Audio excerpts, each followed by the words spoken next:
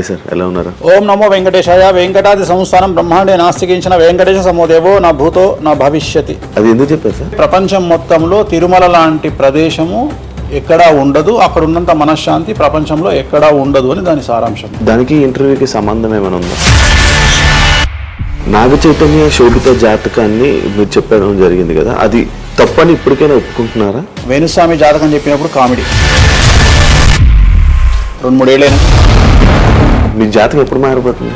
మారింది, ఆల్రెడీ మారింది. ఇదే వీడియో కింద మళ్ళీ పెడతాడు ఎవడో, మళ్ళీ వచ్చిన వారా పంది అని పెడుతుంది. ఒక హీరోయిన్ తయారు చేయాలి అంటే ఎలా తయారు చేయాలో నాకు తెలుసు, ఒక హీరోని సూపర్ స్టార్ ఎలా చేయాలో నాకు తెలుసు. ఎలా చేస్తారు మీరు? పూజలతోనే అయిపోతుంది. అంటే వాళ్ళకి టాలెంట్ అవసరం లేదు. అసలు టాలెంట్ అనేది ఇండస్ట్రీలో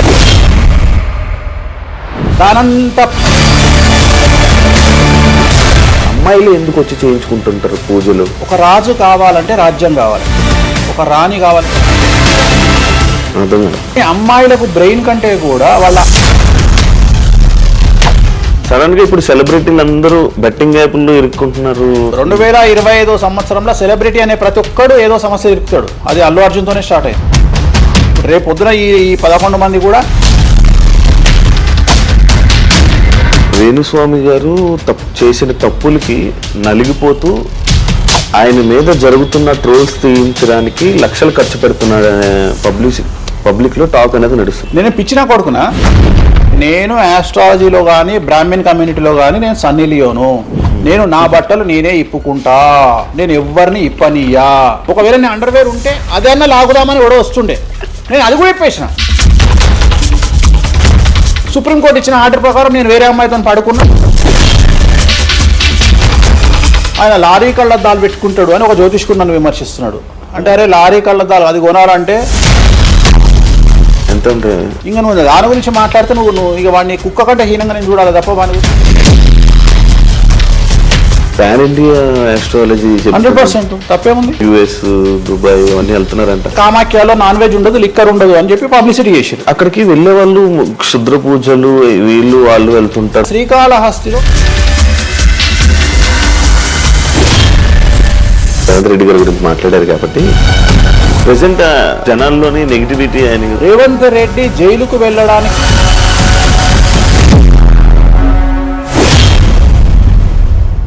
హాయ్ హలో నమస్తే, నేను మీ anchor Shiva. Welcome to Aiden media. ఈరోజు మన ముందున్న గెస్ట్ ఆల్రెడీ ప్రోమో చూస్తే మీకు అర్థమైపోయి ఉంటుంది, మన వేణుస్వామి గారు ఈరోజు మనతో ఉన్నారు. నేను గత 2-3 సంవత్సరాల నుంచి అనుకుంటున్నాను అసలు వేణుస్వామి గారిని కలవాలి, ఒకసారి మనం మాట్లాడాలి, మనం కూడా ఇంటర్వ్యూ చేయాలి, కొన్ని విషయాలు తెలుసుకోవాలి అని నేను చాలాసార్లు ప్రయత్నించాను, బట్ అవ్వలేదు. ఫైనల్గా ఇప్పుడు అయ్యింది. అదే కాకుండా మరి కొన్ని రోజులు ఉగాది రానుంది, దాని గురించి రాశి ఫలాలు అండ్ కొత్త విషయాలు ఆయన మాటల్లోనే తెలుసుకునే ప్రయత్నం అయితే చేద్దాం. హాయ్ సార్, ఎలా ఉన్నారు? ఓం నమో వెంకటేశాయ. వెంకటాది సంస్థానం బ్రహ్మాండే నాస్తికించిన వెంకటేశ సమోదేవో నా భూతో నా భవిష్యతి. సూపర్. అది ఎందుకు చెప్పారు సార్? ఇప్పుడు వెంకటాది సంస్థానం బ్రహ్మాండే నాస్తికించిన వెంకటేశ సమోదేవో నా భూతో నా భవిష్యతి అంటే కలియుగ దైవమైనటువంటి ప్రోటోకాల్ దైవమైనటువంటి వెంకటేశ్వర స్వామి వారు లాంటి భగవంతుడు దేవుడు ఇక రాడు, రాలేడు, రాబోడు. అలాగే ప్రపంచం మొత్తంలో తిరుమల లాంటి ప్రదేశము ఎక్కడా ఉండదు, అక్కడ ఉన్నంత మనశ్శాంతి ప్రపంచంలో ఎక్కడా ఉండదు అని దాని సారాంశం. దానికి ఇంటర్వ్యూకి సంబంధం ఏమైనా ఉందా? నేను ఫాలో అయ్యేది శ్రీ వెంకటేశ్వర స్వామిని, కామాఖ్య అమ్మవారిని. సో మనం ఏదైతే జనరల్గా మాట్లాడతామో ఆ మాట్లాడే సందర్భంలో ఈ జనరల్గా నాకు ఇప్పటి వరకు గత 20 సంవత్సరాల నుండి ఏ ఇంటర్వ్యూలో కూడా పేపరు పెన్ను ప్రిపేర్ అవ్వడము, పేపర్లు పెన్నులు పెట్టుకొని వచ్చి కూర్చోవడము అలవాట్లేదు. సో నేను కూర్చొని మాట్లాడింది అంతా కూడా ఆ స్వామి అమ్మవారు మాత్రమే పలికిస్తారు. సో నేను మాట్లాడే ప్రతి మాట నాకు సంబంధం లేదు, ఎందుకంటే మీరు అబ్జర్వ్ చేసిరు నా దగ్గర ఏ పెన్ను లేదు, పేపర్ లేదు. మీరు ఏం అడుగుతారో నాకు తెలియదు, నేను మీతో ఈ ప్రశ్నలు అడగాలని నేను ఇంతవరకు చెప్పలేదు. సో మీరు ఏం అడుగుతారో మీ ఐక్యూ లెవెల్ని బట్టి ఉంటుంది. సో నాకు ఆన్సర్ చేసేది స్వామి అమ్మవార్లు ఆన్సర్ చేస్తారు. సో అది చెప్పి ఇంటర్వ్యూలో కూర్చోవడం నాకు అలవాటు. సో ఏదైనా మీరే పలికిస్తారు అనేటువంటి బ్లైండ్ నమ్మకంతో, గుడ్డి నమ్మకంతో ఆ స్వామిని అమ్మవారిని నమ్ముకొని కూర్చుంటాను ఇంటర్వ్యూలో. సో నాకు అలవాటు ఏంటంటే కలియుగ దైవం, ప్రోటోకాల్ దైవం మనం చూస్తుంటాం. మాకు రాముడు ఇష్టము, మాకు శివుడు ఇష్టము. వెంకటేశ్వర స్వామి వద్ద మాత్రమే డబ్బు ఉంటుంది, వేరే వాళ్ళ దగ్గర డబ్బులు ఉండవు. ఉదాహరణ, రాముడు ఉన్నాడు, సంవత్సరం నాడు ఒకటే రోజు ఆయన దగ్గరికి పోతాం మనం, అది శ్రీరామనవమి. శివుడు ఉన్నాడు, శివరాత్రి నాడు తప్ప ఎప్పుడూ పోము, కానీ ప్రతిరోజు వెళ్ళేది వెంకటేశ్వర స్వామి దగ్గర. వెంకటేశ్వర స్వామి భోగమైనటువంటి అనుభవిస్తూ ఉంటాడు. ఆయనకు భోగ శ్రీనివాసులు అని వెంకటేశ్వర స్వామి వారు, మనం తిరుపతికి వెళ్తే తిరుపతిలో వెంకటేశ్వర స్వామి వారి దగ్గర చిన్న విగ్రహం ఉంటుంది కింద, దాన్ని భోగ వెంకటేశ్వర స్వామి అంటారు. అంటే ఆయనకున్నంత అనుభవించేదంతా ఆయన్ని అక్కడనే ఆ వెంకటేశ్వర స్వామి వారే అనుభవిస్తారు. సో అందుకనే ఆయనకు అంత లగ్జరీ లైఫ్ ఉంటుంది. సో లక్ష్మి కూడా వెంకటేశ్వర స్వామి దగ్గరనే ఉంటుంది. అంటే మన కలియుగంలో ప్రోటోకాల్ దైవం అంటే వెంకటేశ్వర స్వామి. డబ్బును ఎంజాయ్ చేయాలి, డబ్బు రావాలి, లగ్జరీస్ అంటే వెంకటేశ్వర స్వామి. అందుకనే వెంకటేశ్వర స్వామి వారి మాట తీసుకొని మాత్రమే నేను ఇంటర్వ్యూని స్టార్ట్ చేస్తాను. మీకు డబ్బు రావాలి? ఎవరికి? మీకు. నాకు డబ్బు వచ్చింది ఆల్రెడీ, ఎనఫ్. ఎలా వచ్చింది? ఎలా సంపాదించారు? సంపాదించాలనే కసి ఉంటుంది కాబట్టి సంపాదిస్తాం. అంటే నేను ఎలా నమ్ముతా అంటే, ఒక సామెత ఉంటుంది, వీడి జాతకమే బాగుంటే వీడి జాతకాలు ఎందుకు చెప్పుకుంటాడు. సో నా జాతకం బాగుంది అని ప్రూవ్ చేసుకోవడానికి the first ever astrologer range rover వాడేటువంటి జ్యోతిష్కుడు నేను ఒక్కనే ఇండియాలో. సో అన్ని లగ్జరీస్ లైఫ్లో ఎంజాయ్ చేస్తేనే వేరే వాడికి మనం మాట్లాడేటువంటి రైట్స్ ఉంటాయి అనేటువంటిది ఉద్దేశం నాది. ఓకే, ఎగ్జాంపుల్ చెప్తా. ఒక తండ్రి ఒక 10 ఫోటోలు, ఒక Tendulkar photo, Modi photo, Amit Shah photo, ఒక ప్రముఖ హీరోయిన్ నయనతార ఫోటో, లేకపోతే ఒక రేవంత్ రెడ్డి ఫోటో, చంద్రబాబు నాయుడు ఫోటో, ఇట్లన్నీ తీసుకెళ్ళి పెట్టి ఇంట్లోకి వెళ్ళి తన కొడుకును పిలిచి, ఈ ఫోటోల్లో నువ్వు ఎవరు కావాలనుకుంటున్నావు అని అడిగితే వాడు అక్కడ ఉన్నటువంటి ఫోటోల్లో ఏదో ఒక ఫోటో పిక్ చేసుకుంటాడు. కానీ ఏ కొడుకు కూడా నీలాగా కావాలనుకుంటున్నా నాన్న అని చెప్పాడు. ఆ సిగ్గు వీడికి ఉండదు, అలా పెంచగలిగినటువంటి తత్వం వీడికి ఉండదు. సో నేను ఆ టైపు కాదు. నా కూతురు కానీ నా కొడుకు కానీ నీలాగా పెరగాలి నాన్న, నీలాగా నేను ఒక రోల్ మోడల్ అయితే నాన్న అనిపించుకునేటువంటి పరిస్థితి ఉన్నది. మీ ఫోటో కూడా పెడతారు అక్కడ? పెట్టను, నేను అసలు పెట్టను. నా కూతురే ఇవన్నీ నాకు వద్దు అని ఇట్లా పక్కకు జరిపి నేను నీలాగా తయారవుతా అని చెప్తుంది నా కూతురు. So that is my aim. So aim కదా సక్సెస్. నేను ఇవాళ నా కూతురు నన్ను చూస్తే నా తండ్రి నాకు రోల్ మోడల్ అని చెప్తుంది. రోల్ మోడల్ అని చెప్పాలంటే అన్ని రకాలుగా ఉండాలి. మనము ఒక కూతుర్ని చూసుకునే విధానంలో ఉంటుంది, ఒక భార్యను చూసుకునే విధానంలో ఉంటుంది. అలాగే సామాజికంగా మనం మన కూతురికి ఏమి ఇస్తున్నామో, కొడుకుకి ఏమి ఇస్తున్నాము, సమాజంలోకి వాళ్ళని ఎట్లా వదులుతున్నాము అనేటువంటిది కూడా అది ముఖ్యమైనటువంటి విషయం. సో ఇవన్నిటికీ సంసిద్ధతను వ్యక్తం చేయాల్సినటువంటి పరిస్థితి, వీటిని తయారు చేయాల్సినటువంటి పరిస్థితి నా మీద ఉంటుంది. సో నన్ను ఫస్ట్ ఎవరు కూడా క్వశ్చన్ చేయడానికి వీలు లేదు. అంటే నా దగ్గరకు వచ్చేవాడు, వేణుస్వామి నీ జాతకం బాగుంటే నువ్వు జాతకాలు ఎందుకు చెప్పుకుంటావు? సో ఇప్పుడు నేను ఒక హీరోయిన్ని తయారు చేయాలి అంటే ఎలా తయారు చేయాలో నాకు తెలుసు. అంటే ఆమె జాతకంలో యోగం ఉంటే ఆమెను సూపర్ స్టార్ ఎలా చేయాలో నాకు తెలుసు, ఒక హీరోని సూపర్ స్టార్ని ఎలా చేయాలో నాకు తెలుసు. సో ఎలా చేస్తారు మీరు? పూజలతోనే అయిపోతారా? పూజలతోనే అయిపోతారు. అంటే వాళ్ళకి టాలెంట్ అవసరం లేదు? వాళ్ళకి టాలెంట్ జాతకం ఉంటేనే అంటున్నా కదా, యోగం ఉంటేనే అవుతారు కదా. జాతకంలో ఉంటుందనే ఉంటుంది, ఒకవేళ ఉన్నదని మనకు కనిపించింది. అవును, వాళ్ళకి ఒకవేళ టాలెంట్ లేకపోతే అసలు టాలెంట్ అనేది ఇండస్ట్రీలో ఎవరికీ ఉండదు. Practice makes perfect. ఓకే, దానంత పనికి మాలిన మాట ఇంకోటి లేదు.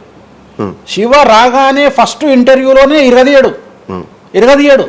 శివ 1వ ఇంటర్వ్యూకు, శివ 100వ ఇంటర్వ్యూకు నక్కకు నాగలో అనుకున్నంత తేడా ఉంటుంది. మరి శివ ఫస్ట్ ఇంటర్వ్యూలోనే టాలెంట్ ఇరగదీసిండా?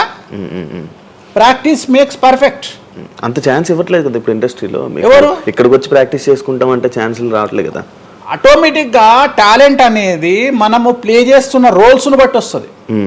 డైరెక్ట్గా అల్లు అర్జున్ గంగోత్రి సినిమాలో చూసిన అల్లు అర్జున్కు, పుష్ప 3లో చూసిన అల్లు అర్జున్కు కోడిపిల్ల లెక్క కళ్ళు తిరిగి కింద పడతాం అందరం.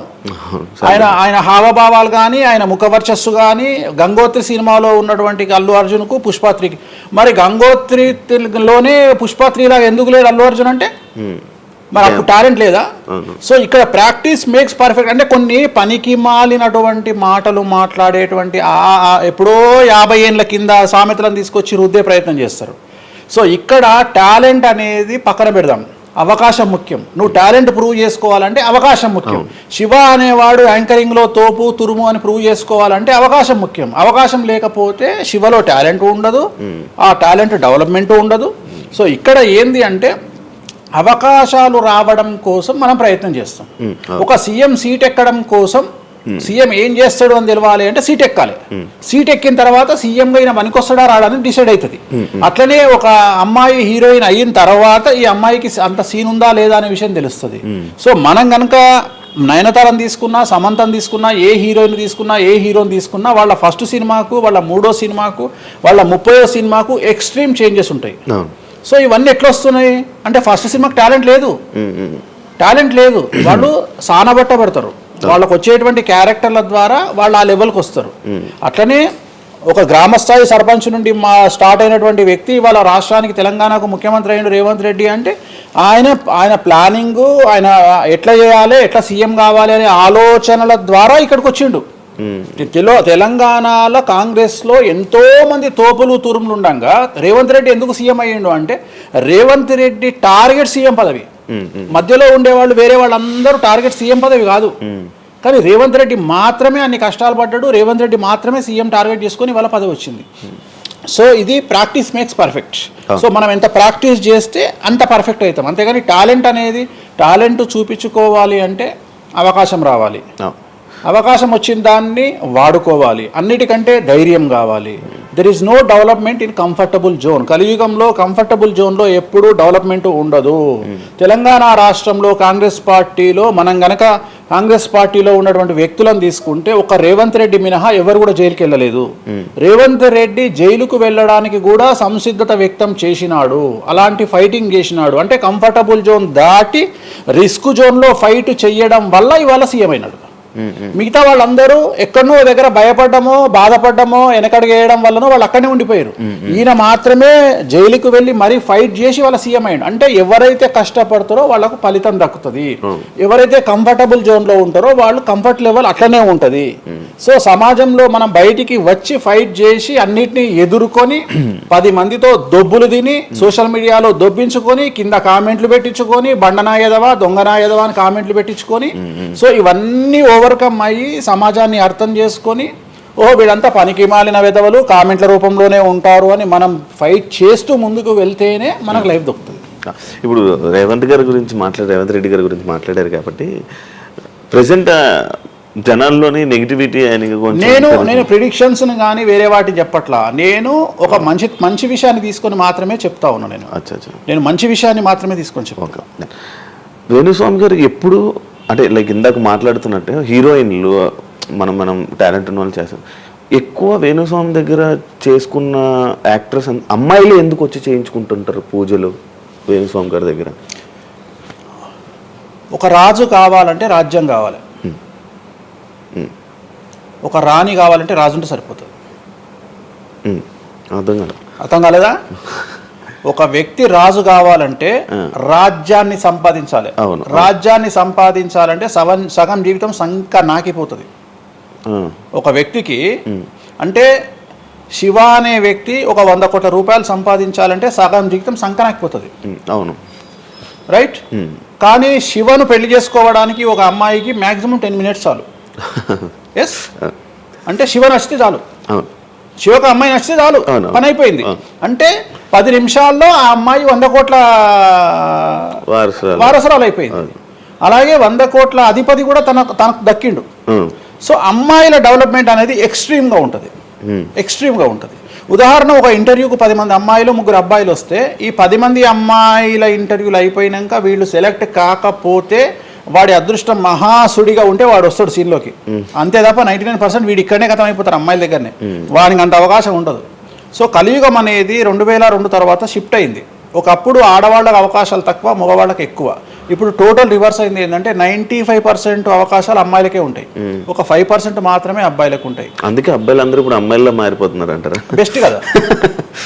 ఇప్పుడు మొత్తం జెండర్ అంతా మారిపోయింది. కారణం ఏంటంటే అమ్మాయిలకు ఉండేటువంటి వెసులుబాటు అబ్బాయిలకు ఉండదు.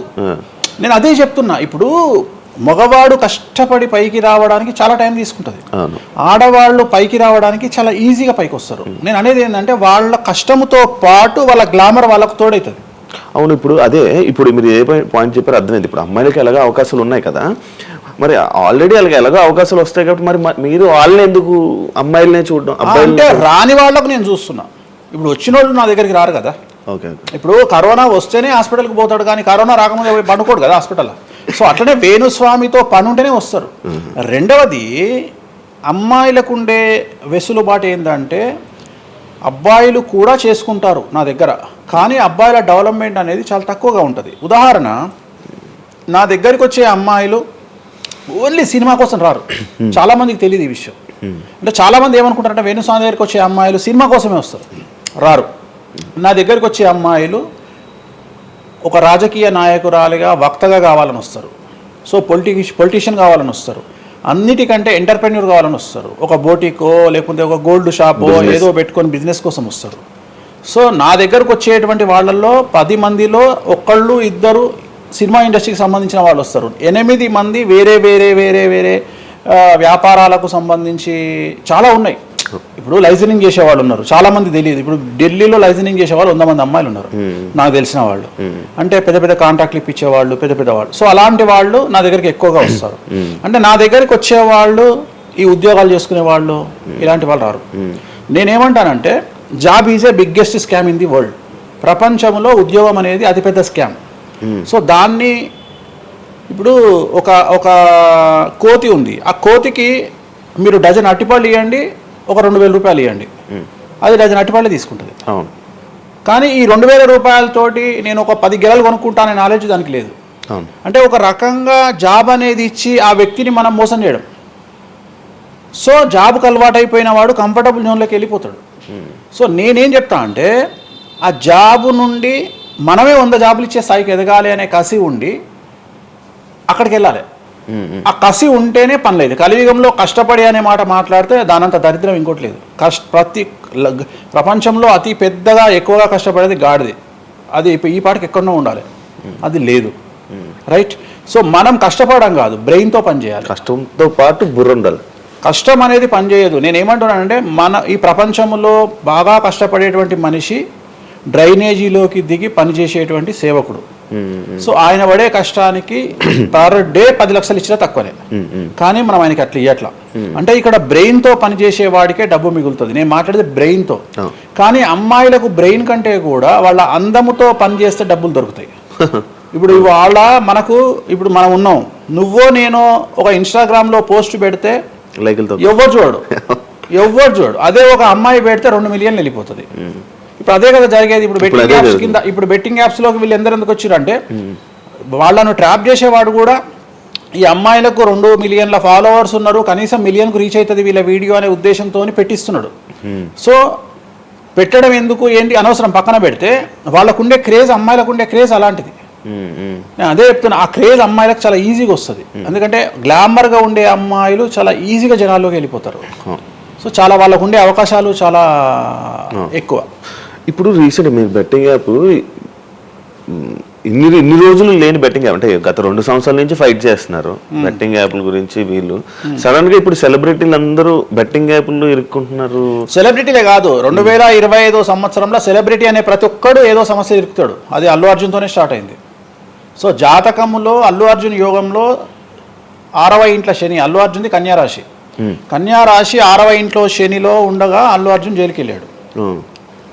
సో దానివల్ల ఆయనకు వెంట్రుక ముక్కతో సమానం. ఎందుకంటే తెల్లారు వచ్చి ఆయన టిఫిన్ చేస్తే ఆపలేరు, ఆయన టూర్కు పోతే ఆపలేరు. ఆయన రేపు పొద్దున పుష్ప 3కి 3,000 కోట్లు వసూలు చేస్తుంది, దాన్ని ఎవడు ఆపలేడు. అంటే ఒక వ్యక్తిని జైలుకు పోయించినంత మాత్రం ఎవడు ఆపలేడు. మహా అంటే బెయిల్ తీసుకొని బయటకు వస్తాం. ఇప్పుడు రేపు పొద్దున ఈ 11 మంది కూడా సరే జైలుకు పోతారా పోరా, అంత తీవ్రమైన నేరమా నాకు ఐడియా లేదు.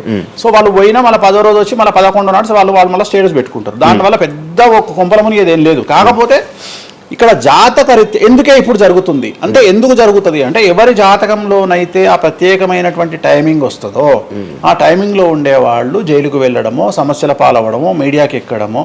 ఇప్పుడు అందరూ మీడియాకి ఎక్కిన అందరు జైలుకి వెళ్ళరు.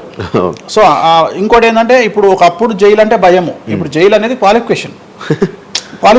అంటే జనరల్గా ఇప్పుడు పొలిటీషియన్ అయితే జైలుకు పోగానే సీఎం అవుతారా అనే నమ్మకం వచ్చింది అందరికీ. అట్లనే కొన్ని నమ్మకాలు వచ్చినాయి. ఇప్పుడు అల్లు అర్జున్ పోయొచ్చుడు, ఏమైంది? సో అదే సినిమా ఇంకా ఆయన అనుకున్న దానికంటే ఇంకా కొద్దిగా ఎక్కువ డబ్బులు వసూలు చేసింది. సో ఇప్పుడు వీళ్ళు కూడా అంతే. కాకపోతే జాతకాల్లో చూసుకోవాల్సింది ఎందుకు ఇట్లాంటివి జరుగుతాయంటే, అష్టమ శని, అంటే 8వ ఇంట్లో శని వచ్చినప్పుడు, 6వ ఇంట్లో శని వచ్చినప్పుడు, 12వ ఇంట్లో శని వచ్చినప్పుడు, 1వ ఇంట్లో శని వచ్చినప్పుడు, 6వ ఇంట్లో గురువు వచ్చినప్పుడు, 12వ ఇంట్లో గురువు వచ్చినప్పుడు ఇలాంటి సంఘటనలు వ్యక్తిగతమైన జీవితంలో జరిగే అవకాశాలు ఉంటాయి. ఇప్పుడు ఏదైతే కన్యా రాశికి ఈ నెల 30 వరకు బ్యాడ్ ఉందో అది తులారాశికి షిఫ్ట్ అవుతుంది 1వ తారీఖు నుండి. అంటే ఏప్రిల్ 1వ తేదీ నుండి రాబోయే 2.5 సంవత్సరాల పాటు తులారాశి సెలబ్రిటీలు ఎవరైతే ఉంటారో వాళ్లకు సేమ్ సంచలనాలు, జైలుకు వెళ్ళడాలు, ఇలాంటి సమస్యలు అనేటువంటివి రాబోతున్నాయి. వేణుస్వామి గారు చేసిన తప్పులకి నలిగిపోతూ ఆయన మీద జరుగుతున్న ట్రోల్స్ తీయించడానికి లక్షలు ఖర్చు పెడుతున్నాడనే పబ్లిక్లో టాక్ అనేది నడుస్తుంది. అది ఎంతవరకు నిజం? అసలు పట్టించుకొని అవి ఎంజాయ్ ట్రోల్స్ ఎంజాయ్ చేస్తారా? ట్రోల్స్ ఎంజాయ్ చేస్తాను నేను. ట్రోల్స్ని ఎంజాయ్ చేస్తాను నేను. ఎందుకు అంటే నేను నమ్మేది ఏంటంటే any publicity is good publicity అని నమ్మే వ్యక్తిని. బ్యాడ్ ఆర్ గుడ్ పబ్లిసిటీ నాకు నేను అనే పాయింట్ ఏంటంటే ఒక అంబానీ ఫ్యామిలీ పెళ్లిళ్ళు చేసుకున్నారు, 5,000 కోట్లు ఖర్చు పెట్టి పెళ్లిళ్ళు చేసుకోవడానికి ప్రధానమైన కారణం ఏంది? పబ్లిసిటీ పిచ్చి. వేణుస్వామి 500 కోట్ల పబ్లిసిటీ ఫ్రీగా వచ్చినప్పుడు ఎందుకు వద్దంటాడు? పిచ్చి నా కొడుక వేణుస్వామి అన్న? కాదు కదా. ఒక ప్రైమ్ టైంలో 7 గంటలకు నేను ఒక ఛానల్లో అరగంట షో కొనాలంటే నాకు కనీసం ₹1,00,000 అవుతుంది. నేను పిచ్చి నా కొడుకునా? నాకు వచ్చే పబ్లిసిటీ ఎంత ఎక్స్ట్రీమ్ పబ్లిసిటీ వస్తుంది. నేను ఎప్పుడు బాధపడతా? నా లైఫ్ డిస్టర్బ్ అయినప్పుడు బాధపడతా, నా ఫైనాన్షియల్ రూట్ ఆగిపోయినప్పుడు బాధపడతా. ఇప్పుడు నేను 12వ సంవత్సరంలో సినిమా ఇండస్ట్రీకి వచ్చిన. నా కమాండింగే మీడియా, నా కమాండింగే సినిమా ఇండస్ట్రీ, నా కమాండింగే పొలిటికల్, నా commanding all aspects of life. అలాంటి నేను నా జాతకాన్ని అంటే ఏం తెలియకుండానే బ్లైండ్గా వచ్చి మీడియా ముందర మాట్లాడేసి దొబ్బులు తిని వెళ్ళిపోదాం అనుకుంటున్నా? అంటే నాకంటూ కొన్ని క్లారిఫికేషన్స్ ఉంటాయి కదా. ఇప్పుడు ఉదాహరణ, ఇప్పుడు ఒక వ్యక్తి మీద ఒక లీగల్ అలిగేషన్ వచ్చినప్పుడు వాడు యాంటిసిపేటరీ బెయిల్ తీసుకుందామా, లాయర్ను మాట్లాడుకుందామా, ఏం చేద్దాం అని ఆలోచిస్తాడు కదా. అట్లనే మనం అడవిలోకి వెళ్ళేటప్పుడు టైర్ పంక్చర్ అయితే ఏం చేస్తామని ఆలోచించుకుంటాం కదా. అట్లనే ఒక అడవిలో ట్రావెల్ చేసినప్పుడు మనం ఆలోచించుకొని ట్యాంక్ డీజిల్ ఫుల్ చేయించుకుంటాం కదా. సో అట్లా నాకు ఉండవు ఆలోచనలు. నేను ఆలోచించుకోకుండానే ఇలాంటి పనులు చేస్తున్నా. సో వేణుస్వామిని దెబ్బ కొట్టాలి అన్నా, ఎవరిని దెబ్బ కొట్టాలన్నా ఫైనాన్షియల్గా దెబ్బ కొట్టాలి. బట్ నేను అవకాశం అవతల వాడికి ఇయ్యాను. కారణం ఏంటంటే ఒక ఎలుకలాగానో ఒక పాములాగానో, ఒక ఎలుక కానీ పాము కానీ తన శత్రువుల దాడి నుండి బయటికి రావాలంటే 7 నుండి 8 బొక్కలు చేసుకుంటుంది ఒక హోల్లో. అంటే ఇటు రాడ్ పెడితే ఇటు వెళ్ళిపోతుంది, ఇటు రాడ్ పెడితే ఇటు వెళ్ళిపోతుంది. సో అట్లనే నేను ఒక 4-5 రకాల ఆర్థిక వనరులను ఏర్పాటు చేసుకున్నా. నా మెయిన్ ఇది కాదు. ఇది కాకుండా ఇంకా 4-5 రకాల ఆర్థిక వనరులను ఏర్పాటు చేసుకున్నా. ఈ రోజు దుకాణం బంద్ చేయమంటే ఇదే క్షణంలో దుకాణం బంద్ చేసి కాలు మీద కాలేసుకొని నా పనులు నేను చేసుకుంటాను. సో అంత కంఫర్టబుల్ జోన్లో ఉన్నా నేను. సో నాకు టెన్షన్ లేదు. నాకు అంటే నన్ను ఎవడో ఆపేస్తాడు, నేను ఆగేయాలి, ఏం లేదు. హ్యాపీగా వెళ్ళిపోతుంది. సపరేట్ బిజినెస్లు ఉన్నాయి నాకు. 190 వ్యాపకాలు ఉన్నాయి నాకు. నన్ను జ్యోతిష్యం, నేను 4 నెలలు జ్యోతిష్యం చెప్పుకోకపోతే జ్యోతిష్యం మీద సంపాదించేదానికంటే ఇంకో ₹5 ఎక్కువ సంపాదించుకున్నా. ఇప్పుడు మధ్యలో నేను ఒక 4 నెలలు రెస్ట్ తీసుకొని నాకు వేరే వ్యాపకాలు చూసుకుంటే నాకు ఈజీ. ఎందుకంటే నేను కాన్సన్ట్రేషన్ చేయలేకపోతున్నా. సో ఇప్పుడు నాకు దొరికింది మొన్నటి వరకు, నేను ఆ పని చేసుకున్నా. రెండోది ఉగాదికే కదా నేను మాట్లాడేది, తర్వాత ఏం మాట్లాడతా. రెండోది ఏంటంటే కొన్నిసార్లు మనకు కొన్ని విచక్షణ, కొన్ని జ్ఞానాలు కలుగుతాయి, కొన్నిసార్లు కలుగుతాయి. ఇప్పుడు నాకు కూడా అదే జ్ఞానం కలిగింది. ఎందుకు అంటే ఇక్కడ వాక్యూమ్ నేను కవర్ చేసిన, టాలీవుడ్లో తెలుగులో వాక్యూమ్ కవర్ చేసిన, ఇక్కడ ఏం లేదు. సో నేను వాక్యూమ్ ఇంకా క్లియర్ చేసుకోవాలి, ఇంకా పెంచుకోవాలి అంటే బాలీవుడ్కు పోవాలి, కన్నడ పోవాలి, తమిళ్ పోవాలి. సో అటువైపు నేను కాన్సన్ట్రేషన్ చేస్తున్నా ఎక్కువగా. అందుకనే నేను ఇక్కడ సెలబ్రిటీల గురించి చెప్పడం ఆపేసిన, తెలుగు సెలబ్రిటీల గురించి చెప్పడం లేదు. ఇప్పుడు మీరు పాన్ ఇండియా ఆస్ట్రాలజీ 100% తప్పేముంది? అదే విన్నాను రీసెంట్గా. US, దుబాయ్ అవన్నీ వెళ్తున్నారంట. అంటే దాని అర్థం క్లయింటేల్ ఉందనే కదా.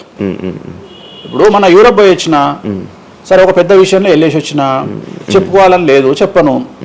క్లయింటేల్ ఉంది. ఆస్ట్రేలియాకి రెగ్యులర్గా ఎవ్రీ 3 months ఆస్ట్రేలియా పోతా, ఎవ్రీ 3 months లండన్ పోతా నా క్లయింటేల్కు. తప్పేముంది? అంటే ఉన్నట్టే కదా, నేను అనేది ఉన్నట్టే కదా. ఇప్పుడు విచక్షణ కలిగిన వాడు ఆలోచిస్తాడు. అంటే వేణుస్వామి మీద ఎందుకు వస్తున్నాయి రూమర్స్, ఎందుకు వేణుస్వామిని టార్గెట్ చేస్తున్నారు, నాకు అనవసరం. వాళ్లకు అవసరం ఉన్నోడు ఎంక్వైరీ చేసుకొని నా దగ్గరకు వస్తాడు. నేను ఇంకోటి అందరికి ఒకటే చెప్తా, నా పాజిటివ్ వీడియోల కంటే నా నెగిటివ్ వీడియోలే చూడండి. ఫస్ట్ జనాలు నన్ను ఎక్కిన వీడియోలు చూడండి, నన్ను దొబ్బిన వీడియోలు చూడండి, నా గురించి నెగిటివ్గా పెట్టిన వీడియోలు చూడండి. అప్పటికే మీకు నా మీద నమ్మకం కలిగితేనే నా దగ్గరికి రండి, లేకపోతే రావద్దు. ఫస్ట్ వాటిని ఎంజాయ్ చేయండి, వాటిని ఫుల్ ఎంజాయ్ చేయండి, చేసి నా దగ్గరికి రండి. అట్లాంటి వాళ్ళే నా దగ్గరకు వస్తారు.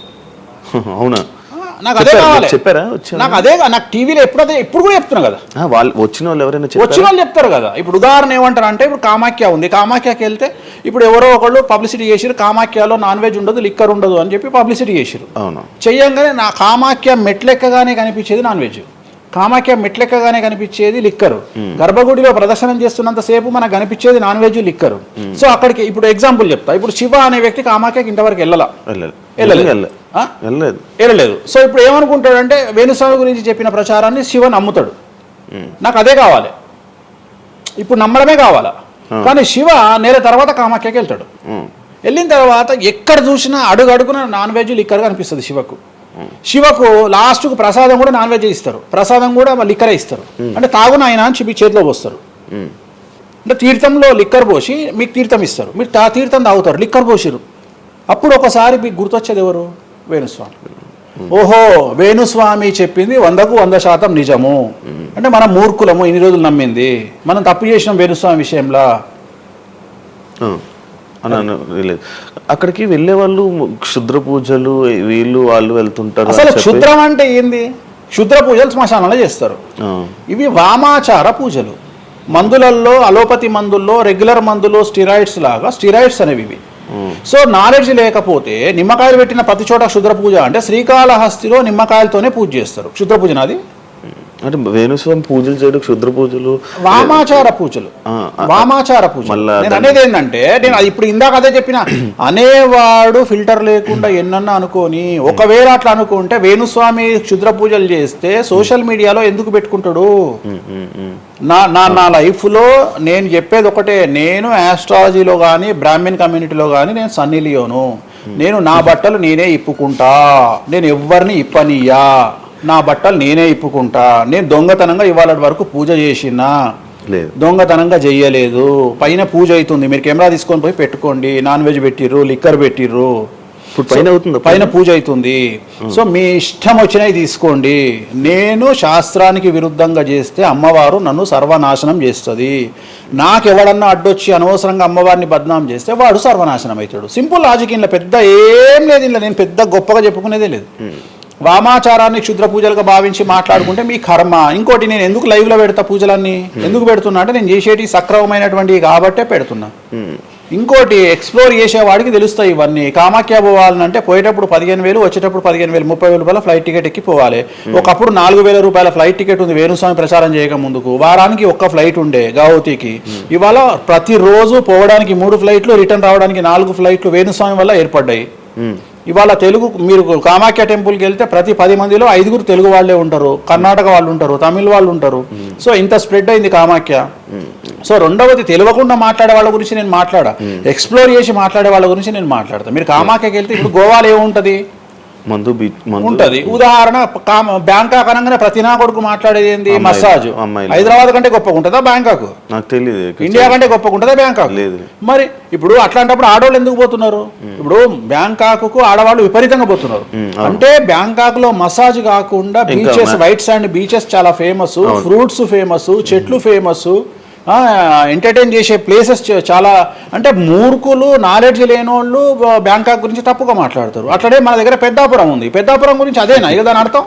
పెద్దాపురంలో బుట్ట భోజనం చాలా ఫేమస్. నేను ఎక్కడికి వెళ్ళిపోయాను. పెద్దాపురం అని ఉంది, బుట్ట భోజనం ఉంది. పెద్దాపురంలో బుట్ట భోజనం నాకు ఇష్టము, కొంతమందికి వేరే ఇష్టం. అంటే నేను అనేది ఏంటంటే, మీ ఇష్టం వచ్చినట్టు. ఇప్పుడు చిలకలూరుపేట అని పేరు, అంత మాత్రం తప్పు పడతామా? అంటే మూర్ఖపు వేదవాళ్ళు మాట్లాడే మాటలకు నేను తీసుకోవాల్సినటువంటి పని నాకు లేదు. రెండవది, కాదేది విమర్శకు అనర్హం. అంటే వేణుస్వామి దగ్గర విషయం ఉంది, వేణుస్వామి సెలబ్రిటీ కంటెంట్, లేదా వేణుస్వామిని ట్రోల్ చేసినా, వేణుస్వామిని తిట్టినా, వేణుస్వామి గురించి సబ్జెక్టు పెట్టినా, కనీసం మనకు ఒక వీడియోతోని ఒక 5 జీతాలు వెళ్తాయి అనేటువంటి నమ్మేటువంటి ప్రజల గురించి నేను మాట్లాడను. ఎందుకంటే నా వల్ల వాళ్ళ జీతాలు వెళ్తున్నప్పుడు నేను సంతోషపడతా. నా వల్ల జీతాలు వెళ్తున్నప్పుడు నేను ఎంత తిడితే నాకు అంత ఆనందం. ఎందుకంటే వేణుస్వామి మంచోడు అని చెబితే ఎవడు చూడడు. వేణుస్వామిని తిడితే 5 లక్షలు చూస్తారు. 5 లక్షలు అంటే కనీసం 30,000 రూపాయలు. అంటే నాకు తెలియదు సరిగా, ఒక జీతం వెళ్ళిపోతుంది కదా. సో నేను అనే పాయింట్ ఏంటంటే, నన్ను తిడితే నేను అసలు బాధపడను, నన్ను తిడితే నేను సంతోషపడతా. కారణం ఏంటంటే, అట్లీస్ట్ ఆ వీడియోతోని నన్ను ఒక 1000 మంది అన్న గుర్తుపడతారు. ఇప్పుడు ఆస్ట్రాలజీ పరంగా నాకుండే గుర్తింపు నాకుంది, నేను కాదనను. కానీ ఇంకా నా గుర్తింపు నేను పెంచుకోవాలని ఎట్లా పెంచుకుంటా, నాతో అయిపోయింది. ఇంతకంటే నేను ఏం చేయలేను. ఇక నేను మాక్సిమం చేసేసిన ఆస్ట్రాలజీలో. ఇప్పుడు వేణుస్వామి అంటే సౌత్ ఇండియాలో వేణుస్వామి అనగానే ఆస్ట్రాలజీ పేరు వస్తుంది, ఆస్ట్రాలజీ అనగానే వేణుస్వామి వస్తుంది. ఎవడు అవునన్నా కాదన్నా నేనే మార్గదర్శకం, దీంట్లో అనుమానమే లేదు. కానీ ఇంతకంటే నాకు ఇంకేదో కావాలి అంటే నేను డబ్బులు, ఇప్పుడు మీరు నా దగ్గరకు వచ్చిర్రు, ఎక్కడైనా నా నేమ్ ప్లేట్ మీరు చూసిరా? చూడలేదు. నా ఫోటో కనిపిస్తుందా మీకు నా ఆఫీస్లో? లేదు.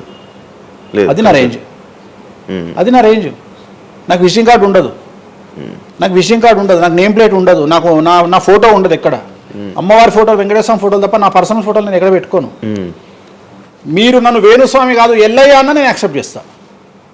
ఒకవేళ ఒక రోజు యాంకరింగ్లో ఒక ఆమె ఏం చేసిందంటే, అమ్మాయి ఇంటర్వ్యూ చేయబోతూ వేణుస్వామి కాకుండా ఏదో కొత్త పేరు చెప్పింది, కొత్త పేరు చెప్పి భయపడ్డది. అంటే నేను ఫ్లోలో చెప్పేసి భయపడ్డది. స్వామి తప్పు చెప్పినా అంటే నీ ఇష్టం వచ్చిన పేరు చెప్పుకోపో అన్న. జనాలకైతే నేను వేణుస్వామి అని తెలుసు కదా. ఇప్పుడు వేణుస్వామి బొమ్మేసి పుల్లయ్య అంటే ఇక వేణుస్వామి అనుకుంటారు కదా జనాలు. నేను అనేది అది. సో నాకు ఎంత విమర్శ చేస్తే ఐఎమ్ ఫీల్ హ్యాపీ. గురించి మీరు అంత క్రియేట్ జనాల్లో అందరికీ తెలుసు, ఆల్రెడీ నేను మౌత్ పబ్లిసిటీని నమ్ముతా. మౌత్. రెండవది సింపుల్ లాజిక్. తెలుగు జనాలు అంత పిచ్చోళ్ళ, ఎక్కడ ఎవరి గురించి నెగిటివ్ పడుతుంది, ఏం పడుతుంది, ఎందుకు పడుతుంది, దీని వెనకాల ఏం జరుగుతుంది అని ఆలోచించలేనంత చవటలో నేను అనుకోను.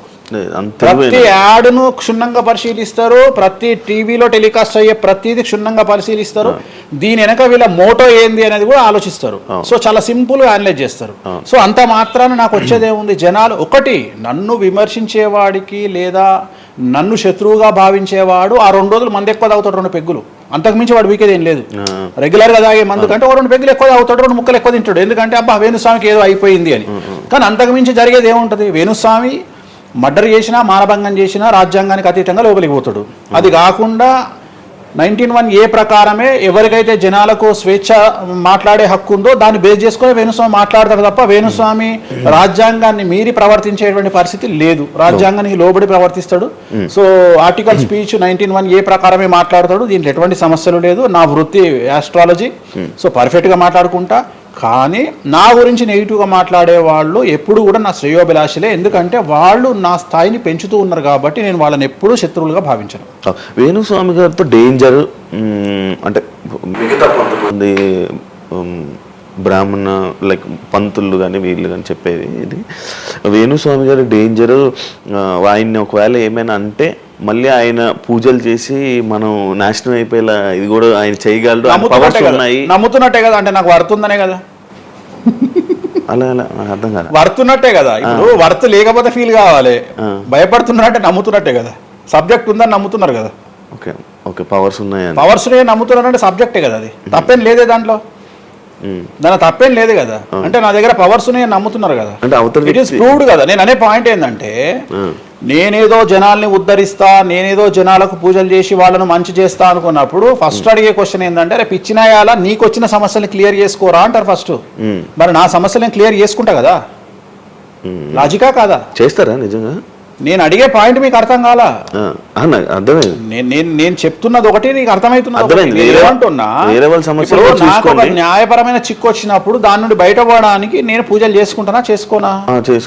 మరి వాటి ద్వారానే కదా నేను జనాలకి. ఇప్పుడు నీకేదన్నా ప్రాబ్లం వచ్చి రేపు పొద్దున వేణుస్వామి గారు నాకు ఈ సమస్య వచ్చింది అంటే సమస్య మీరు ఎప్పుడు నమ్ముతారు? నన్ను మీరు చేశాక మీరు నేను బయటపడ్డప్పుడు నమ్ముతారు.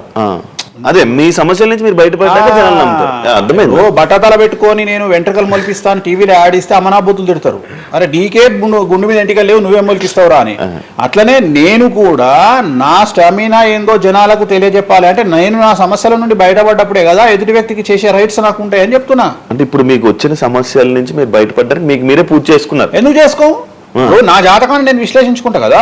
నాకు వచ్చే సమస్య నేను అనుకోను, బట్ నేను సమస్యలు వస్తే వాటిని క్లియర్ చేసుకోవడానికి నాకుండే రెమెడీస్ నాకు ఉంటాయి కదా. మీరు చేశారు ఆ పూజల్లో ఎవరైనా నష్టపోయారా? ఎవరిని నేను అనేది ఏంటంటే మనం బాగుండాలని కోరుకుంటాం.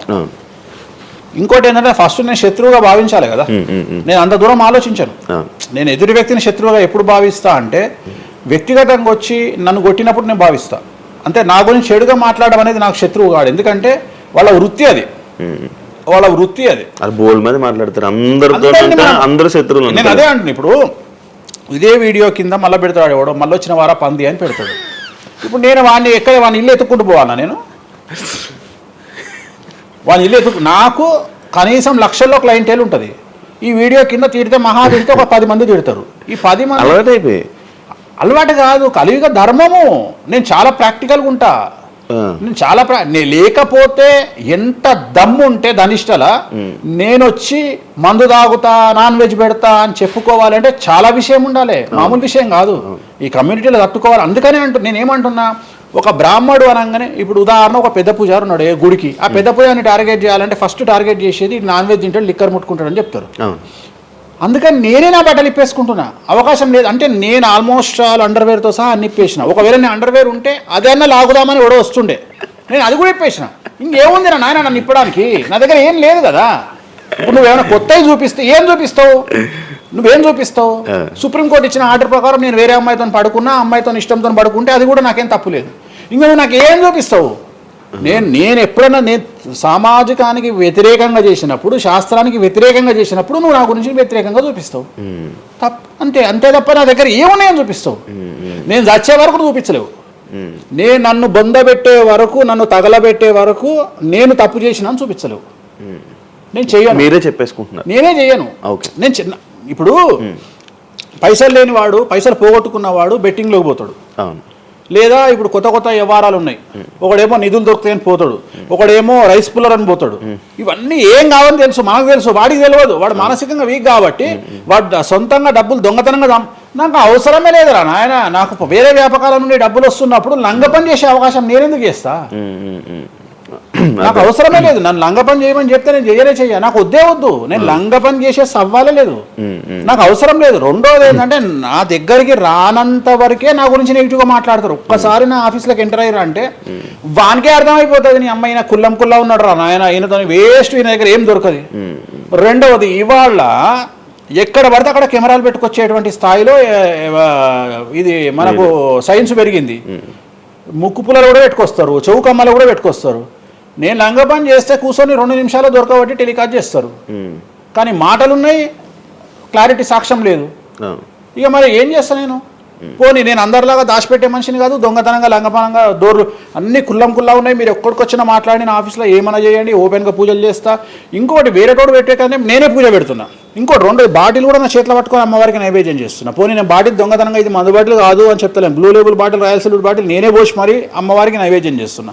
ఇంకా ఎక్కడనే దాపరికం ఉంది? ఇంకా బాటిల్స్ కూడా కాస్ట్లీ, అంటే పెద్ద గెస్టులకే అవి పెద్ద వాళ్ళ విఐపి రేంజ్ని బట్టి పెడతాం. నార్మల్ వాళ్ళు వస్తే వాళ్ళకి ఒకటి వాళ్ళ ఇష్టం. ఇప్పుడు ఉదాహరణ బాలయ్యబాబు చేస్తే మ్యాన్షన్ పెడతాం. కొంతమంది ఎన్ఎస్సి అంటే ఇప్పుడు ఉదాహరణ వాడు మొన్న ఎవడో విమర్శిస్తుండు నన్ను. మొన్న ఎవడో ఆయన లారీ కళ్ళద్దాలు పెట్టుకుంటాడు అని ఒక జ్యోతిష్కుడు నన్ను విమర్శిస్తున్నాడు. అంటే అరే లారీ కళ్ళద్దాలు అది కొనాలంటే కాశీ దానికి దేకాలి. ఎంత ఉంటే అంటే మన లైఫ్లో దాని వాల్యూ తెలియదు. అదే కుక్కకేం తెలుసు కుసుమపు వాసన, నెయ్యి గురించి ఏం తెలుసు కుక్క కంటే? వాడు ఏదో మాట్లాడతాడు. వాడు మాట్లాడినప్పుడు నేను వాడి మీద పీటీఏ చూపిస్తా. అరే నా కళ్ళద్దాల గురించి మాట్లాడుతున్నాడు, ఆ కళ్ళద్దాలు నీ జీవితంలో చేతులు కూడా పట్టుకొని చూడలేవురా నువ్వు. ఇంకా నువ్వు దాని గురించి మాట్లాడితే నువ్వు ఇక వాడిని కుక్క కంటే హీనంగా నేను చూడాలి తప్ప వాని గురించి వాని మీద నేను సింపతి చూపిస్తా తప్ప నేను కోపానికి ఎందుకు వస్తా? అట్లా చాలా మంది విమర్శ చేస్తుంటారు. విమర్శల గురించి మనం పట్టించుకునే. మీకు బ్రాండ్ బట్టలు, బ్రాండ్ స్పెట్స్ అవన్నీ ఎలా అలవాటయ్యాయి? అంటే ఎలా అలవాటయ్యాయి అంటే ఇప్పుడు కూడా చెప్తా, జాతక రీత్యా శుక్రుడు ఎవరికైతే కొద్దిగా నీచంలో ఉంటాడో వాళ్ళు ప్రతి శుక్రవారం నాడు పర్ఫ్యూమ్ కొట్టుకోవాలి. శుక్రుడు అంటే లగ్జరీస్. ఓకే. శుక్రుడు జాతకంలో శుక్రుడు గ్రహం నేను మాట్లాడేది. శుక్రగ్రహం వీక్ ఉన్నప్పుడు ప్రతి శుక్రవారం నాడు పర్ఫ్యూమ్ కొట్టుకోవాలి. అండ్ ఒక పెగ్గు 30 ml కాచేయాలి. తాగుమని చెప్తే వేణుస్వామి చెప్పిండు కదా అని ఒక ఉద్యమం లాగా తాగొద్దు. ఒక 30 ml స్కాచ్ తాగాలి. అట్లా ఒక 3 నెలలు చేసిన తర్వాత డెవలప్మెంట్ ఏందో మీకే కనిపిస్తుంది. మళ్ళీ వేణుస్వామి మందు తాగేమన్నాడు అని కాంట్రవర్సీ కావచ్చు. డాక్టర్లే చెప్తారు, డాక్టర్లే 30 ml తాగితే హార్ట్కి మంచిది, బీపీకి మంచిది అని చెప్తారు. కానీ డాక్టర్ల పేరు అడ్డం పెట్టుకొని కుంభాలు తాగుతారనే భయానికి డాక్టర్లు చెప్పరు, ఆపేశారు. 30 ml అనేది చాలా మంచిది. బట్ నేను రోజు తాగమంటలేను, శుక్రవారం నాడు మాత్రమే. అది కూడా శుక్రుడు నీచంలో ఉంటే, శుక్రుడు 6వ ఇంట్లో, 12వ ఇంట్లో, 8వ ఇంట్లో ఉన్న శుక్రుడి మీద శని దృష్టి ఉన్న జాతకరీత్యా మీరు శుక్రవారం నాడు 30 ml పెగ్గు తాగండి నైటు. అది కూడా ఫ్యామిలీతోని మహమ్మద్ రఫీ పాటలు పెట్టుకొని, ఏఆర్ రెహమాన్ పాటలు పెట్టుకోనో, ఇళరాజా పాటలు పెట్టుకొని ఆ పెగ్గు తాగి ఆ పాటలు ఎంజాయ్ చేసి పండుకోండి హ్యాపీగా. సో మీ లైఫ్ ఎట్లుంటుందో చూడండి. నేను మాట్లాడేది వ్యాపారమో ఇతర ఉద్యోగం చేసే వాళ్ళ గురించి కాదు. ప్రత్యేకించి 100 రూపాయల దగ్గర 1,00,000 రూపాయలు సంపాదించగలిగి రియల్ ఎస్టేట్ వ్యాపారులు, వ్యాపారస్తులు, పొలిటీషియన్స్, పెద్ద పెద్ద వాళ్ళ గురించి మాట్లాడుతున్నాం. టీచర్లు, అటెండర్ల గురించి నేను మాట్లాడతలేను. టీచర్ ఎంత తాగినా తాగుడు మిగులుతుంది తప్ప పైసలు రావు, ఎందుకంటే ఆయన జీతం అంతే కాబట్టి. సో ఎక్కడైతే పెరగడానికి ఆస్కారం ఉంటుందో వాళ్ళ గురించి మాట్లాడుతున్నాం. సో ఇది కూడా మంచిది రెమెడీ. సో ఇలాంటి రెమెడీలు చెప్పాలంటే వేణుస్వామి చెప్తాడు కానీ వేరేటోడు చెప్పాడు. ఎందుకంటే వాడికి భయం, మందు తాగమంటే తప్పు. అరే మందు తాగమంటే తప్పు అయితే మందు యాడ్ ఎందుకు వస్తుంది, మందు ఎందుకు తయారు చేస్తారు? సో ఇదన్నీ అందుకనే దేశ కాలమాన పరిస్థితి. కసినో తీసుకుపోయి గోవాలో పెడితేనేమో లీగలు, హైదరాబాద్లో పెడితే ఇల్లీగలు. సో నేను దేశ కాలమాన పరిస్థితులు అందుకనే చెప్తున్నా. దేశ పరిస్థితులు అంటే గోవాలో యాక్సెప్ట్, గేమింగ్ యాక్ట్ ఇండియా, హైదరాబాద్లో యాక్సెప్ట్ కాదు. సో అదే చెప్తున్నా. ఒక దగ్గర విడాకులు అనేవి ఇండియాలో కష్టము, అమెరికాలో ఈజీ.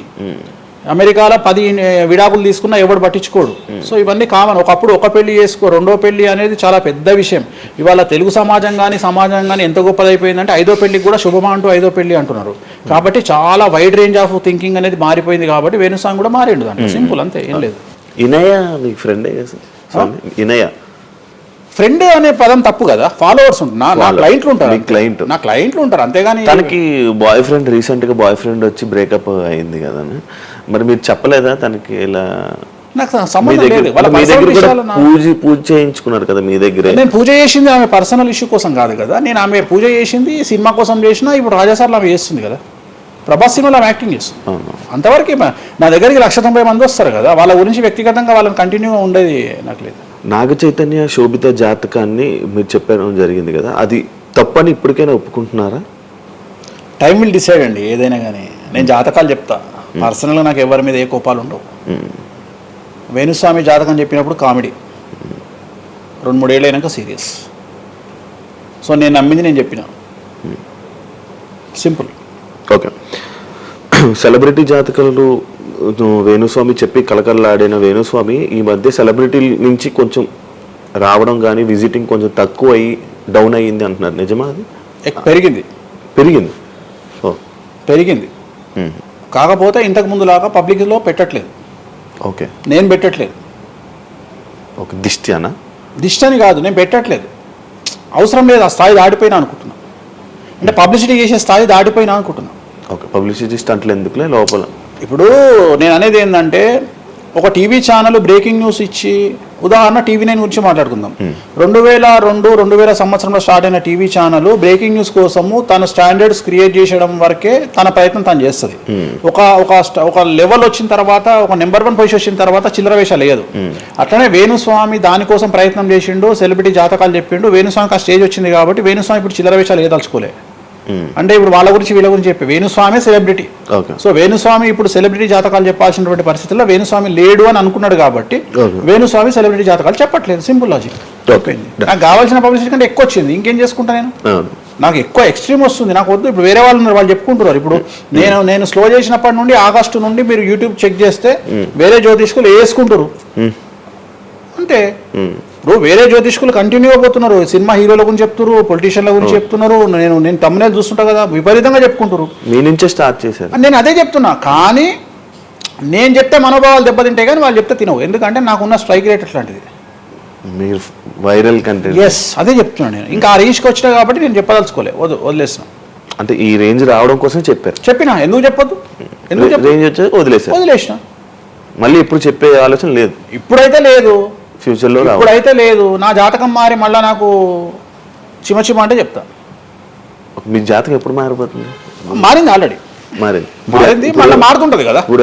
ఎవ్రీ ఇయర్ మారుతుంటది కదా జాతకం అనేది. ప్రతి ఇయర్ గురువు మారుతుంటాడు, ప్రతి 2.5 ఏళ్లకు శని మారుతుంటాడు.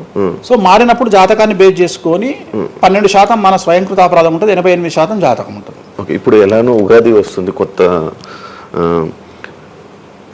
ఈ ఇయర్ రాశి ఫలాలు ఎలా ఉండబోతున్నాయి ఏంటి చెప్తారు? ఈ సంవత్సరము వచ్చేటువంటి సంవత్సరం పేరు యాక్చువల్గా మనకు యుగాది అనేది రూపాంతరంగా మారి ఉగాది అయింది. యాక్చువల్గా యుగాది యుగాది అది ఉగాదిగా మారింది. ఈ సంవత్సరము పేరు శ్రీ విశ్వ వసునామ సంవత్సరము. ఈ సంవత్సరానికి అధిపతి రవి అంటే సూర్యుడు.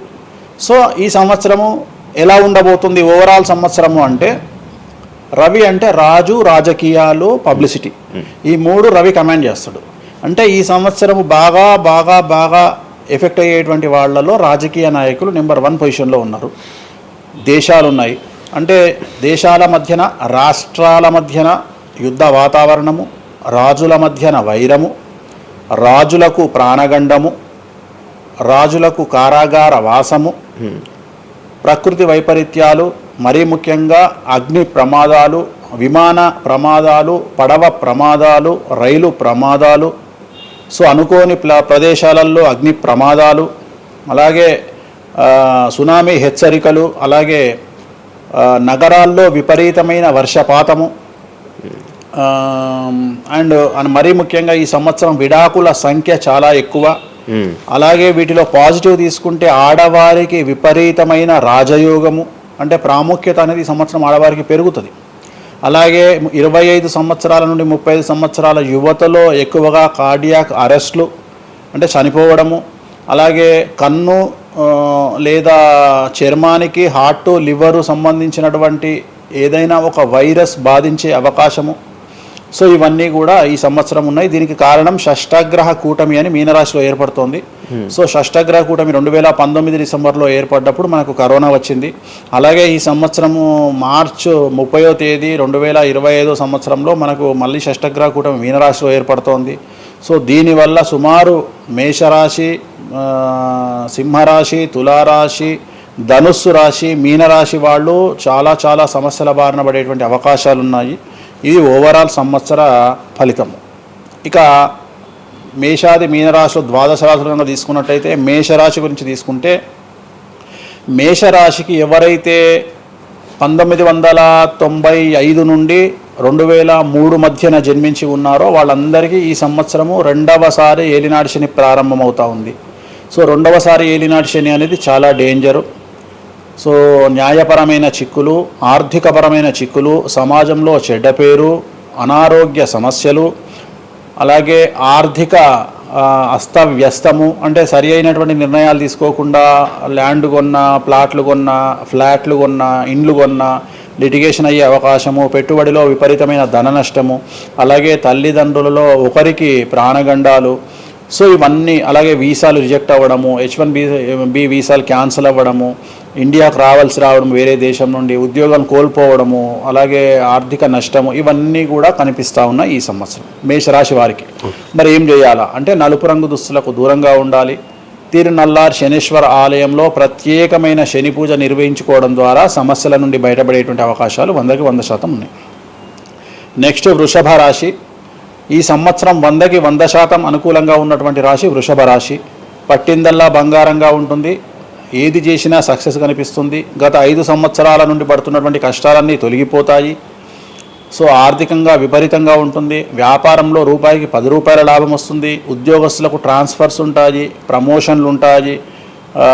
ప్రభుత్వ ఉద్యోగస్తులకు మ్యూచువల్ కింద భార్యాభర్తలు ఒకే ప్రదేశానికి వచ్చేటువంటి అవకాశాలు కనిపిస్తూ ఉన్నాయి. విద్యార్థులకు ఉత్తీర్ణత శాతం ఉంటుంది. అలాగే కోరుకున్నటువంటి యూనివర్సిటీలో ప్లేస్మెంట్స్ దొరుకుతాయి. అలాగే విదేశీ వీసాలు అప్రూవ్ అవుతాయి. రైతులకు 2 పంటలు అనుకూలంగా ఉంటాయి. కళాకారులకు మంచి కార్యక్రమాలు వస్తాయి. విదేశాల్లో కార్యక్రమాలు నిర్వహిస్తారు కళాకారులు. సో ఏ రకంగా తీసుకున్నా వృషభ రాశి వారికి అనుకూలమైన ఫలితాలు ఉన్నాయి, ఎటువంటి రెమెడీస్ అవసరం లేదు. నెక్స్ట్ మిథున రాశి. సో వ్యయగురువు నుండి జన్మగురువులోకి మారుతున్నటువంటి గురువు వల్ల విపరీత రాజయోగం అనేటువంటిది మిథున రాశి వారికి గోచరిస్తూ ఉంది. సో మిథున రాశి వారికి ఈ సంవత్సరం పట్టిందల్లా బంగారంగా ఉంటుంది. ఇంతకుముందు చెప్పినట్టుగా ఈ రాశికి కూడా 100కు 100% అనుకూలంగా ఉంది. మరీ ముఖ్యంగా రాజకీయ నాయకులకు అన్ఎక్స్పెక్టెడ్ పాజిటివ్ థింగ్స్ జరగడం ఈ సంవత్సరం గమనించాల్సినటువంటి విషయం. అవివాహితులకు వివాహయోగ సూచనలు, సంతానం లేని వారికి సంతాన యోగము, ఉద్యోగం లేని వారికి ఉద్యోగము, ట్రాన్స్ఫర్స్ కోరుకునే వారికి ట్రాన్స్ఫర్స్, అలాగే అన్ని రంగాల్లో పనిచేసేటువంటి వారికి, ప్రభుత్వ ప్రైవేటు ఉద్యోగాల్లో ఉండేవారికి పాజిటివ్ థింగ్స్, ప్రమోషన్లు, ట్రాన్స్ఫర్స్, వ్యాపారస్తులకు అనుకూలతలు ఇవన్నీ కూడా కనిపిస్తూ ఉన్నాయి. స్త్రీలకు మరీ ముఖ్యంగా అనుకూలంగా ఉండబోతూ ఉంది. సో మిథున రాశి వారికి ఎటువంటి సమస్యలు ఈ సంవత్సరం లేవు. సో నెక్స్ట్ వచ్చే రాశి కర్కాటక రాశి. సో కర్కాటక రాశి వారికి సంబంధించి 100కు 90% అనుకూలమైనటువంటి ఫలితాలు ఉన్నాయి. 10% సమస్య ఏమిటి అంటే మే 9, 2025 నాడు గురువు వ్యయంలోకి వస్తూ ఉన్నాడు. మిథున రాశి ప్రవేశం అనేటువంటిది గురువు వ్యయంలోకి వస్తూ ఉన్నాడు. అది ఒక్కటే ఒక సమస్య కనిపిస్తూ ఉంది. సో 90% చాలా అనుకూలంగా ఉండబోతూ ఉంది. అష్టమ శని వెళ్ళిపోతుంది. 9వ ఇంట్లోకి శని భాగ్యస్థానంలోకి వస్తున్నాడు. సో అనుకూలమైనటువంటి ఫలితాలు ఉన్నప్పటికీ ఎవరైతే కర్కాటక రాశి జాతకులు 60 సంవత్సరాలు దాటి ఉంటారో వాళ్లకు సమస్యలు అనేటువంటివి, ఆరోగ్యపరమైన ఇబ్బందులు అనేటువంటివి కనిపిస్తున్నాయి. అలాగే తొందరపాటు నడక వల్ల అంటే మెట్లు ఎక్కేటప్పుడు దిగేటప్పుడు నీరు ఉన్న దగ్గర నడిచేటప్పుడు జాగ్రత్తలు తీసుకోండి. ఎందుకంటే గురువు వ్యయం వల్ల కింద పడి కాళ్ళు చేతులు విరగొట్టుకునే అవకాశం ఉంది కర్కాటక రాశి వారికి. మరి రెమెడీ ఏమిటి అంటే ప్రతి గురువారం నాడు లెమన్ ఎల్లో షర్ట్ ధరించడం మగవాళ్ళైతే, ఆడవాళ్ళైతే లెమన్ ఎల్లో డ్రెస్సును ధరించడం వల్ల కర్కాటక రాశి వారు సమస్యల నుండి బయటపడతారు. నెక్స్ట్ సింహరాశి. సో సింహరాశి జాతకులకు అష్టమ శని ప్రారంభమవుతూ ఉంది. ఖచ్చితంగా అన్ని రంగాల వారికి, చిత్ర పరిశ్రమ వారికి, టీవీ రంగం వారికి, మీడియా రంగం వారికి, రాజకీయ నాయకులకు, వ్యాపారస్తులకు, అన్ని వర్గాల వారికి సమస్యలు ఉంటాయి. న్యాయ వ్యవస్థ పరంగా న్యాయపరమైన చిక్కులు ఉంటాయి, సంచలనాలు నమోదవుతాయి, మీడియాకి ఎక్కే అవకాశం ఉంది. సమాజంలో చెడ్డ పేరు, తల్లి తండ్రి లేదా భార్య భర్త తరపున ఎవరికైనా ఒకళ్లకు ఆరోగ్యపరమైన ఇబ్బందులు ఏర్పడే అవకాశం ఉంది. కాబట్టి ఖచ్చితంగా ధన నష్టం ఏర్పడుతుంది. అప్పులు చేయాల్సినటువంటి పరిస్థితి గోచరిస్తూ ఉంది సింహరాశి వారికి. మరి రెమెడీ ఏమిటి అంటే తిరునల్లార్ శనీశ్వర ఆలయంలో ప్రత్యేకమైన శని పూజ నిర్వహించుకోవడం ద్వారా సమస్యల నుండి బయటపడేటువంటి అవకాశాలు కనిపిస్తూ ఉన్నాయి.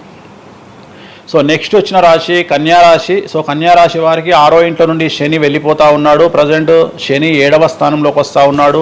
సో చాలా అనుకూలమైనటువంటి ఫలితాలు ఉంటాయి. నూతన పదవి, నూతన ఉద్యోగము, ఉద్యోగంలో ప్రమోషన్లు, కోరుకున్న చోటకి బదిలీలు, వ్యాపారంలో అన్ని రూపాయలకు ఎక్కువగా సంపాదించడము, స్త్రీలకు కోరుకున్న దానికంటే ఎక్కువ ధనం రావడము, భార్యాభర్తల మధ్య అన్యోన్యత, విద్యార్థులకు ఉత్తీర్ణత శాతం పెరగడము, అలాగే విద్యార్థులకు వీసాలు ఏర్పడము, కోరుకున్న ప్లేస్మెంట్స్ దొరకడము, రైతులకు 2 పంటలు అధిక దిగుబడి రావడము, ఇవన్నీ కూడా కన్యారాశి వారికి కనిపిస్తున్నాయి. రెమెడీస్ అవసరం లేదు. ఈ సంవత్సరం చాలా బాగుంది. నెక్స్ట్ తులారాశి. సో ఈ అన్ని రాశుల్లోకి అతి డేంజర్ రాశి, సమస్యల బారిన పడే రాశి తులారాశి. ఎందుకంటే షష్టగ్రహ కూటమి ఎఫెక్ట్ 6వ ఇంట్లో, 6వ స్థానంలో శని 6వ ఇంట్లో. సో తులారాశి అనేది అతి పెద్ద సమస్యను ఎదుర్కోబోతూ ఉంది. తులారాశి వారికి ఆర్థికంగా విపరీతమైనటువంటి రాబడి ఈ సంవత్సరం ఉంటుంది.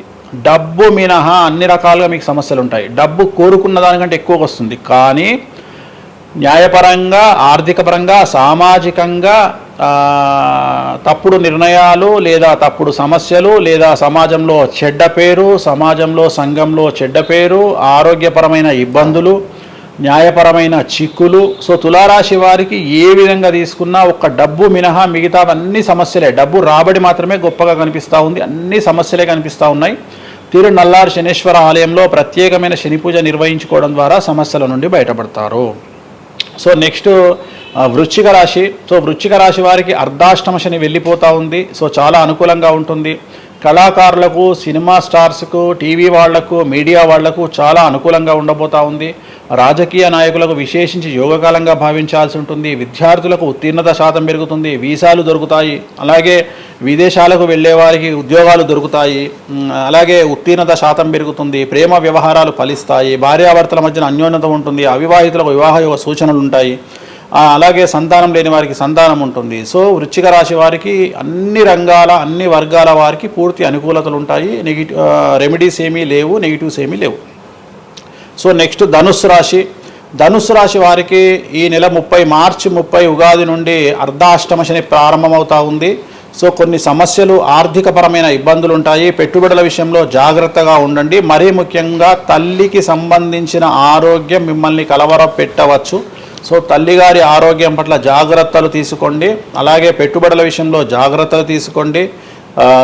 సమాజంలో చెడ్డ పేరు వచ్చే అవకాశం ఉంది కాబట్టి జాగ్రత్తగా ఉండండి. సో ధనుస్సు రాశి వారు తిరునల్లార్ శనీశ్వర ఆలయంలో ప్రత్యేకమైన శని పూజ నిర్వహించడం ద్వారా సమస్యల నుండి బయటపడతారు. సో నెక్స్ట్ మకర రాశి. గత 10 సంవత్సరాల నుండి మకర రాశి వారు పడుతున్నటువంటి బాధలన్నీ తొలగిపోతాయి. 7.5 సంవత్సరాల ఏలినాటి శని వెళ్ళిపోతూ ఉంది.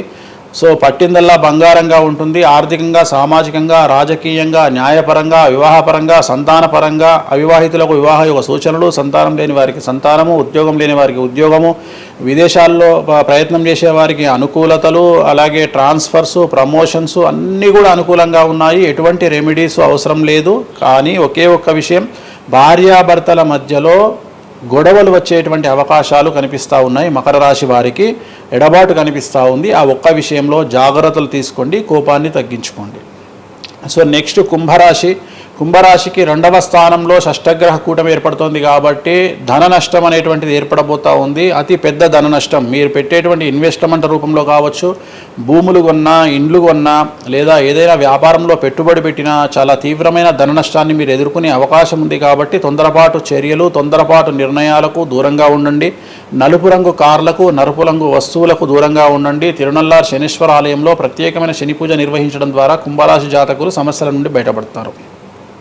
ఇక చివరిదైనటువంటి రాశి మీనరాశి. మీనరాశి వారికి జన్మంలో అంటే మీనరాశిలోనే షష్టగ్రహ కూటమి ఏర్పడతా ఉంది.